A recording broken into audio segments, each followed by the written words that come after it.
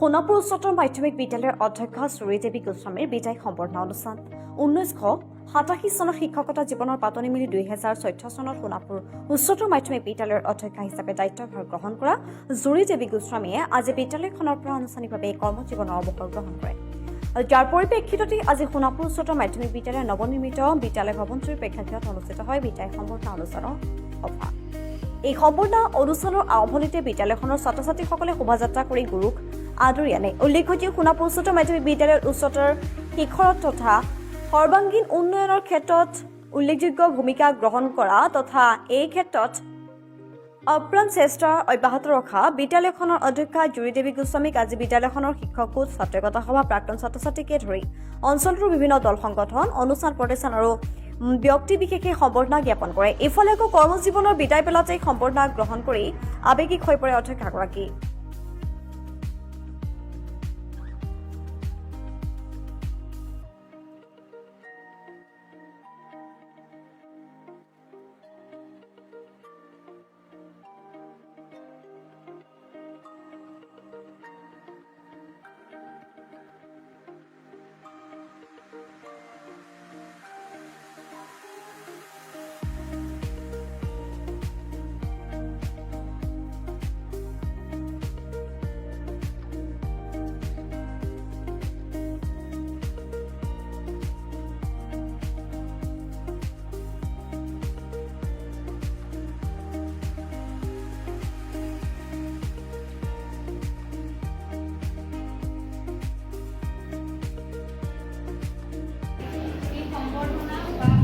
উপহাৰ দিব বিচাৰিছা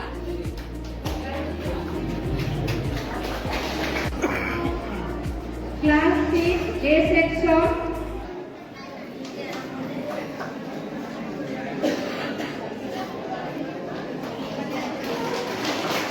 সপ্তম শ্রেণী বি শাখা সপ্তম শ্রেণী ক শাখা সপ্তম শ্রেণী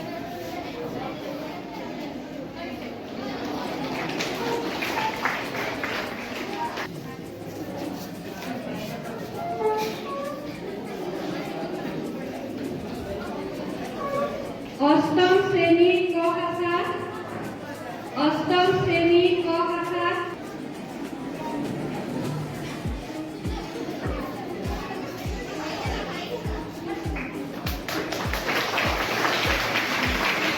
নবম শ্রেণী ক শাখা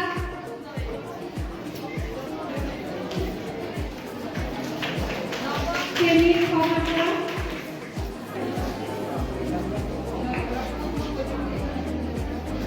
আমার বিদ্যালয়ের শিক্ষয়িত্রী জুনমণি বাইদেউ।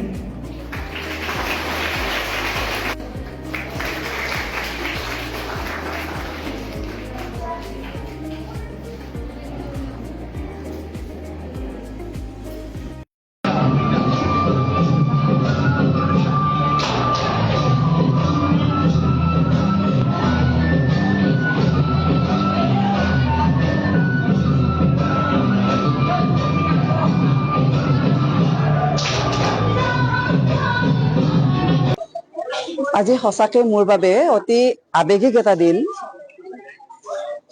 আজি প্ৰায় 38টা বছৰ শিক্ষকতাৰ লগত জড়িত হৈ থাকিলো। তাৰ ভিতৰত 12 বছৰ অধ্যক্ষৰ দায়িত্ব পালন কৰিলো আৰু এই সময়ত এইখন বিদ্যালয়ৰ এগৰাকী ছাত্ৰী আছিলো। এই বিদ্যালয়ৰ খেল পথাৰতেই মোৰ শৈশৱ আৰু যৌৱন অতিবাহিত হৈছে আৰু সঁচাকে আজি এই বিদ্যালয়খনৰ পৰা যে মই এই মোৰ কৰ্মজীৱনটো এৰিব বিচাৰিছো, সেইটো সঁচাকে এটা মোৰ বাবে মোৰ আৱেগক নিয়ন্ত্ৰণ কৰা অকমান কঠিন হৈ পৰিছে। তথাপিও ভাবিছো ভাল লাগিছিল। উভতি চালেই মই দেখিছো যে মোৰ ওচৰে পাজৰে শুভ হাতবিলাক আছিলে, শুভ চিন্তাৰ মন বিলাক আছিলে আৰু মই দুহাত মেলিলেই পাইছিলো এই সুন্দৰ মনৰ মানুহখিনিক, আৰু যাৰ বাবে মই বিদ্যালয়খন সুন্দৰকৈ পৰিচালনা কৰিব পাৰিছিলো। আৰু আজি এতিয়া মই এটা কথাই বিচাৰিম যে এই আশীৰ্বাদ আজি যিখিনি আশীৰ্বাদ আজি মোক ৰাইজে দিলে, মোৰ এই বিদ্যালয়ৰ ছাত্ৰ ছাত্ৰীসকলে, কৰ্মচাৰীসকলে আৰু মোৰ অতি স্নেহৰ শিক্ষক শিক্ষয়িত্ৰীসকলে আজি এই বিদায় সম্বৰ্ধনা সভাপতি মোক যিখিনি সন্মান দিলে, যিখিনি আদৰ দেখুৱালে মোৰ প্ৰতি, মই সঁচাকে আনন্দিত হৈছো। আৰু মই সকলোৰে মংগল কামনা কৰিছো, বিশেষকৈ এই বিদ্যালয়খনৰ যাতে ভাল হয়, সুন্দৰ এটা ভৱিষ্যত যাতে মই দেখা পাওঁ। আৰু মই বিচাৰিছিলো যে এই বিদ্যালয়খনৰ শিক্ষক শিক্ষয়িত্ৰী, ছাত্ৰ ছাত্ৰী, কৰ্মচাৰীৰ মাজত এক সমিল মিল ব্যৱস্থা থাকক, একতা থাকক, আৰু এটা ছাতিৰ তলত, এক ছত্ৰৰ তলত আটায়ে থাকক, একেলগে কাম কৰক আৰু কৰ্ম জীৱনটো শিক্ষক শিক্ষয়িত্ৰী আৰু কৰ্মচাৰীসকলে উপভোগ কৰক।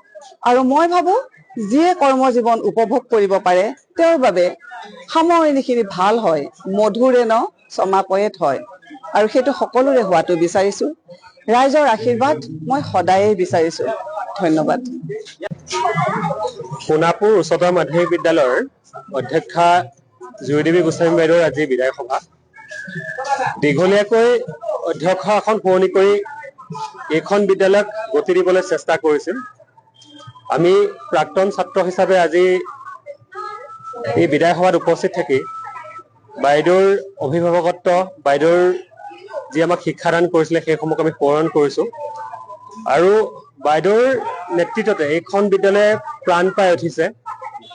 2027 বৰ্ষত 75 বছৰ গৌৰকিবলগীয়া এই শিক্ষা প্ৰতিষ্ঠানটোৱে এই অঞ্চলৰ প্ৰায় 10,000তকৈ অধিক ছাত্ৰ ছাত্ৰীক উচ্চ শিক্ষাৰে শিক্ষিত কৰি তুলিছে।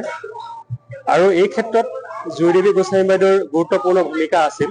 বিশেষকৈ অসমীয়া ভাষাক আগবঢ়াই নিয়াৰ ক্ষেত্ৰত বা নতুন প্ৰজন্মই অসমীয়া ভাষাক ভাল ধৰণে শিকাৰ ক্ষেত্ৰত জুই বাইদেউ যি পদক্ষেপ গ্ৰহণ কৰিছিল সেয়া সঁচাকৈয়ে শলাগিবলগীয়া। আৰু বাইদেউৰ সেই প্ৰচেষ্টাতে প্ৰাণ পাই বা আমি শিকি আজি অসমীয়া ভাষাক আমি শুদ্ধকৈ লিখিব বা শুদ্ধকৈ ক'ব আমি শিকিছো। বা আজি আমি যিসমূহ লিখা মেলা কৰো বা বাতৰিকাকতৰ কাৰণে প্ৰেছ বিবৃতি লিখো, সেই ক্ষেত্ৰতো বাইদেউৰ যথেষ্ট অৱদান আছে। আৰু বিশেষভাৱে মই যেতিয়া এইখন বিদ্যালয়ৰ সাধাৰণ সম্পাদক হোৱাৰ আগৰ এটা বছৰ মই আলোচনী বিভাগৰ সম্পাদক আছিলো।